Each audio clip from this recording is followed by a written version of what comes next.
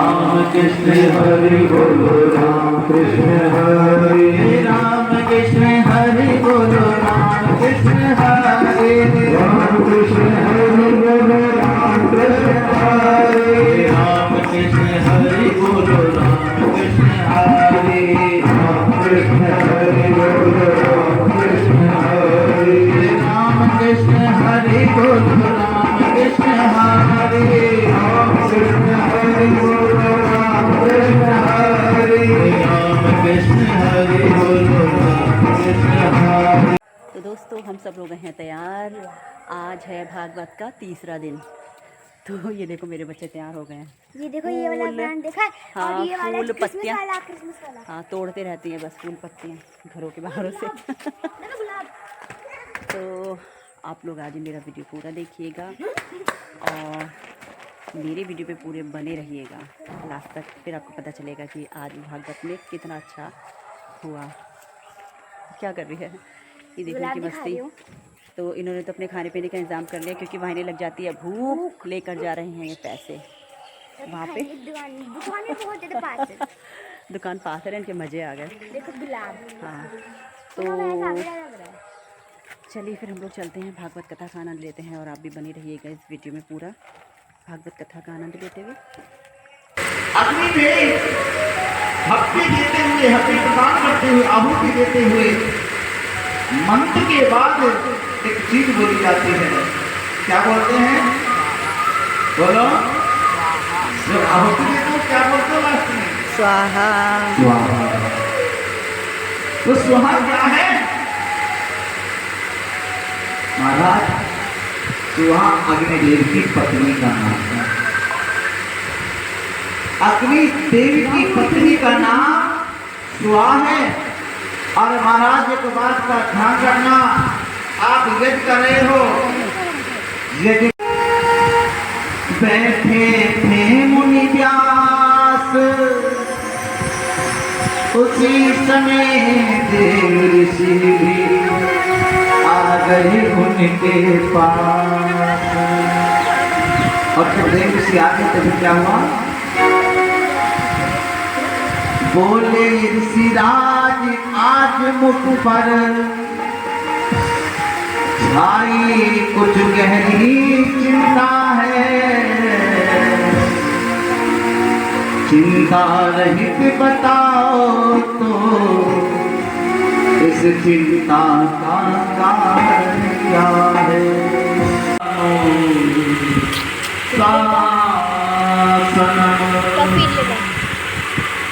भगवान द्वारकाधीश कहते हैं अर्जुन, शास्त्र कहता है ब्राह्मण जैसा भी हो, कोई भी हो, उसे कभी मारना नहीं चाहिए। लेकिन शास्त्र ये भी कहता है कि हरि सबसे आता ताई वदार हरम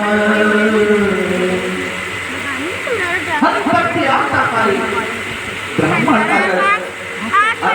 हो और बालकों तू वीर कुमारो वाली हो, वीर कुमारो वाली हो, वीर कुमारो वाली हो। और आशीर्वाद देता हूँ मैं, सिंदूर से मांगना खाली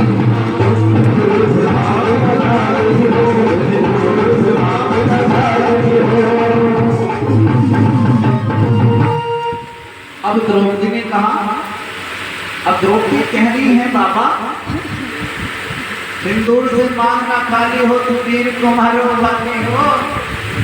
अब फिर द्रौपदी ने क्या कहा कि द्रौपदी ने सुनकर तुरंत कहा, बाबा यह क्या बतलाते हो, बाबा ये क्या बतलाते हो, बाबा ये क्या बतलाते हो।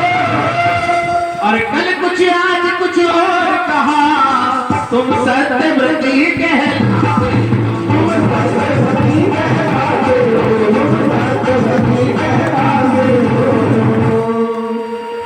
पितामह भीष्म नींद में है, बोले कल मैंने क्या कहते हैं, मैंने तो आशीर्वाद ही दिया है। अब जो तो इतना द्रौपदी खड़ी है साहब, फिर क्या बोले, मेरे पास जो पतियों में से यदि एक भी मारा जाए, यदि एक भी मारा जाएगा, यदि एक भी मारा जाएगा, आशीर्वाद तेरा बाबा क्या छूटा नहीं कहलाएगा।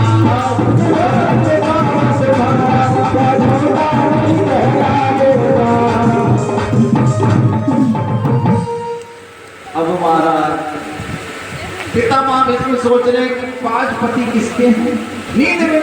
अरे द्रौपदी, अरे तू द्रौपदी है तो जान तो फिर क्या हुआ जब 5 बच्चों का नाम आया महाराज कि आया हाथ पिता हाथों से माला छूट गई, हाथों से माला छूट गई, हाथों से माला छूट गई, और प्रभु चरणों में लगी हुई चित चोर समाधि छूट गई, समाधि छूट गई, प्रभु चरणों में लगी हुई चित चोर समाधि छूट गई, समाधि छूट गई, समाधि।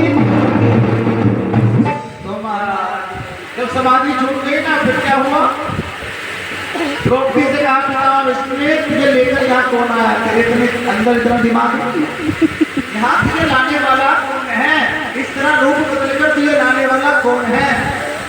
द्रौपदी ने चुपचाप बाबा के सामने बोल नहीं पाई तो कहा इशारा करते हुए पिता विष्णु कहते हैं क्या, एक बात खटकती है दिल में, हैरान है जिसने करता,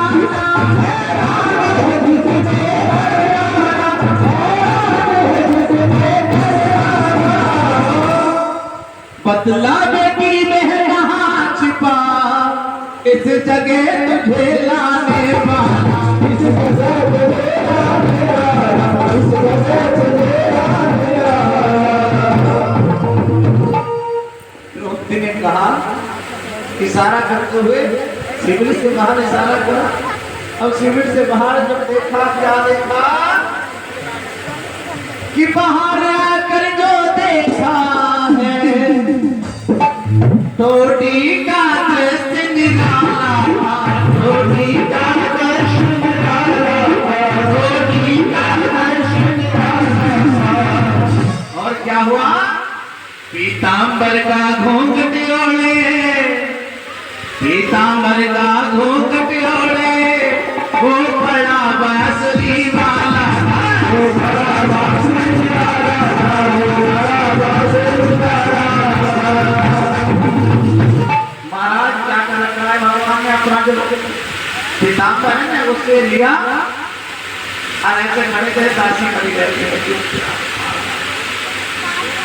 पीतांबर ने घूंघट ओढ़े भगवान खड़े तो पीतांबर विष्णु ने क्या किया, भगवान को इस रूप में देखकर कि चरणों से क्या करे लिपटे गए, छलिया छलने को आया है, छलिया छलने को आया है, छलिया छलने को आया है। और भक्तों की रक्षा के लिए दासी का वेश बनाया है, दासी का वेश बनाया है, दासी का वेश बनाया है, भक्तों की रक्षा के लिए दासी का वेश बनाया है, दासी की रक्षा के लिए दासी का वेश बनाया है। अब भगवान को देखकर पितामह बोले प्रभु आप दासी बनकर आ गए, बोले क्या करें भक्तों के लिए सब कुछ करना पड़ता है, बोलो महाराज कुछ ना कुछ तो करना पड़ेगा। तो भगवान को देखकर पितामह बोले देख चिंता मत कर, तेरे सामने तो तेरे साथ है द्वारकाधीश है, ऐसा कुछ नहीं होगा। द्वारकाधीश बोले कि अगर सब कुछ मैं कर ले तो यहाँ लाता ही क्यों, बोलो राधे। द्वारकाधीश के सामने ज्योति सीता बोले हे द्रौपदी सुता सुनो बेटी,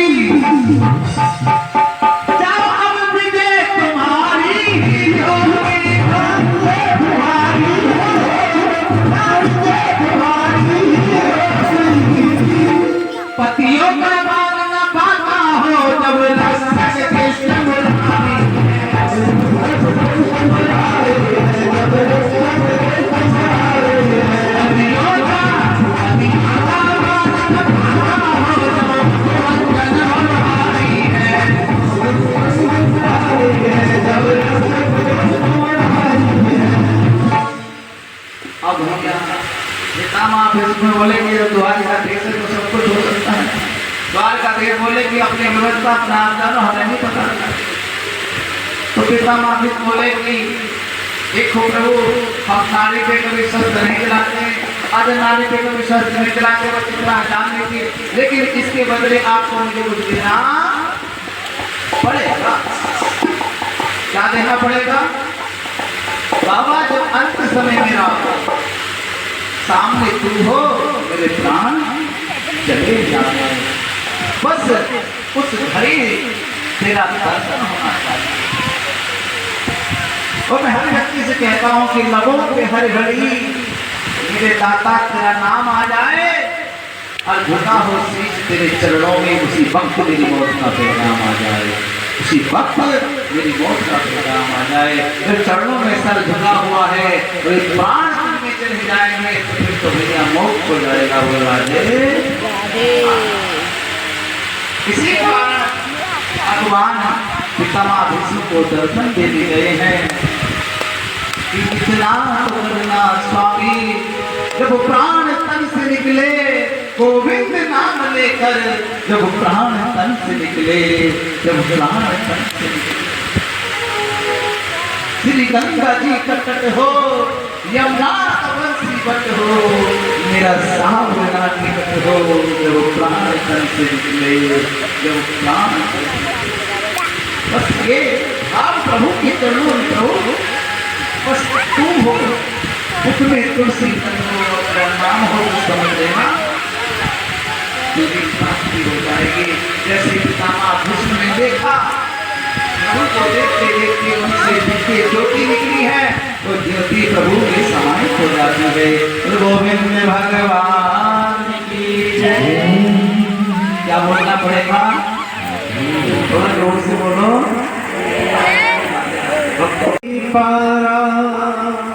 कलयुग में नाम के समुद्र से पार हो जाएगा। अब जब पार हो जाएगा तो कलयुग को 4 स्थान मिलेगा। दूतम पानम स्त्रीधर्मांत चतुर्विधा, 4 स्थान। पहला कलयुग जहाँ मदिरा पान हो तेरा वास होगा, जुआ खेला जाए तेरा वास होगा, पैसे फलती का काम वहाँ तेरा वास होगा, हम लोग काम तेरा जहाँ तेरा वास होगा, ये अधर्म नहीं होगा। कलयुग हाथ बढ़कर बोला परीक्षित महाराज, सारे के सारे आपने हिंदुस्तान के सारे पूरे को अच्छा भी देखो। बोले अच्छा क्या? कि धातु नाम कांचनम, आपको नाम अस्मिता एक धातु में स्थान देते। बोले कौन सी धातु? बोले स्वर्ण में, सोने में। राजा पक्षी बोले तथा, बोले कि लेकिन सोने में तेरा पास अब होगा तो बुराई से कमाया जाएगा, फल से कमाया जाएगा, कपड़े से कमाया जाएगा महाराज, तेरा बात होगा। लेकिन राजा पक्षी को ये थोड़ी पता था जो मुकुट सर कर रखा है वो सोने का है। महाराज आज कलयुग उसी मुकुट में बैठे हैं। बोल रहे राजा परीक्षित की बुद्धि बेकार जाती। राजा परीक्षित से एक ऋषि का अपमान हो गया, समित ऋषि का। श्री राम जय राम, जय जय राम श्री राम। आज नारद जी के कहने पर मैया पार्वती ने तप किया है और भोले बाबा को का वरदान पाया है। बिना तप के भोले बाबा प्राप्त नहीं। नारद जी ने गुरु दीक्षा वही दी थी, नारद जी तभी से गुरु बन गए थे। मंत्र दिया नमः शिवाय, पंचाक्षर अक्षर मंत्र। अब इस मंत्र के जाप करने से भोले बाबा की प्राप्ति हुई। उधर भोले बाबा की समाधि को तोड़ा है कामदेव ने। भगवान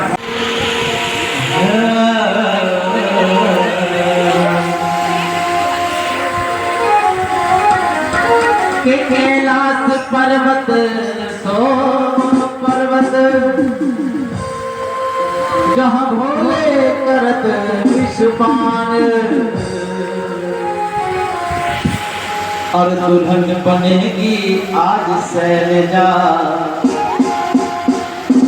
और दूल्हा शंकर सुजान। तो दोस्तों ये देखिए, पंडित जी ने हमसे बोला कि जाइए पार्वती जी को लेके आइए, 4-5 सखियाँ जाइए। तो हम आ गए पार्वती जी को लेने के लिए 4-5। तो पर यहाँ तो पार्वती जी ही तैयार हो पाई हैं और भोलेनाथ अभी ढंग से तैयार ही नहीं हो पाए हैं। उनके बाल अच्छे से सेट नहीं हो पाए हैं, माला नहीं मिल पा रही थी उन्हें। और तो ये देखिए अब तैयार हो रहे हैं भोलेनाथ, माला का भी इंतज़ाम हो चुका है। तो हमने कहा भी चलो थोड़ा टाइम है, तो पार्वती जी के साथ हमने सेल्फ़ी वगैरह ले ली और वीडियो वगैरह बनवा ली। तो अब भोलेनाथ बातें कर रहे हैं। हमने कहा भोलेनाथ से भाई जल्दी तैयार हो जाइए भोलेनाथ, हमें घर भी जाना है, देर हो रही है। तो उन्होंने कहा बस थोड़ी देर रुक जाओ, अब हम आ रहे हैं। तो हमने कहा चलिए पार्वती जी आप तो चलिए। और ये देखिए हम पार्वती जी को बाहर लेकर आ गए हैं सब मिलकर।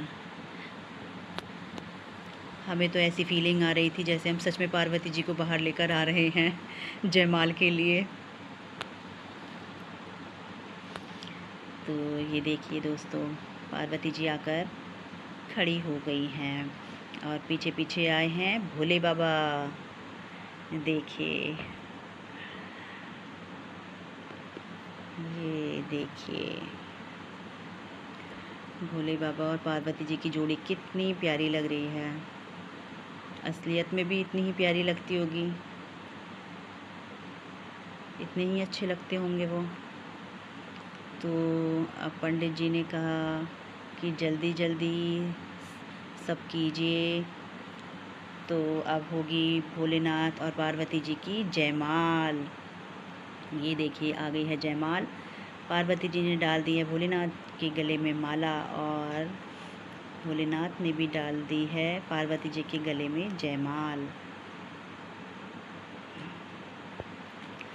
तो अब होगी आरती और भोलेनाथ जी को किया जाएगा टीका, क्योंकि उनके अब वो जो भी मुँह दिखाई देनी है टीके में, जो कन्यादान में दिया जाएगा पार्वती जी को, वो सब यहाँ पर दिया जाएगा। जो जो लेकर आया है, मैं जो लाई थी तो वो तो मैंने सामने रख दिया। जो मैं टीका लेकर आई थी, मुझे नहीं पता था कि पार्वती जी और जयमाल के लिए भोलेनाथ को बैठाया जाएगा, तो इसलिए मैंने तो सब वहीं पर रख दिया। अब ये देखिए हो रही है आरती। तो आप लोग ये मेरा ब्लॉग पूरा देख रहे होंगे।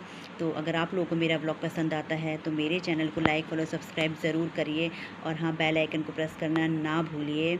और मेरी वीडियो में अंत तक बने रहने के लिए आप लोगों का बहुत बहुत धन्यवाद। और मेरे वीडियोस को यूं ही लाइक कीजिएगा। और आप लोग कमेंट्स नहीं करते हैं, वो मुझे बहुत बुरा लगता है, तो कमेंट्स भी कीजिएगा।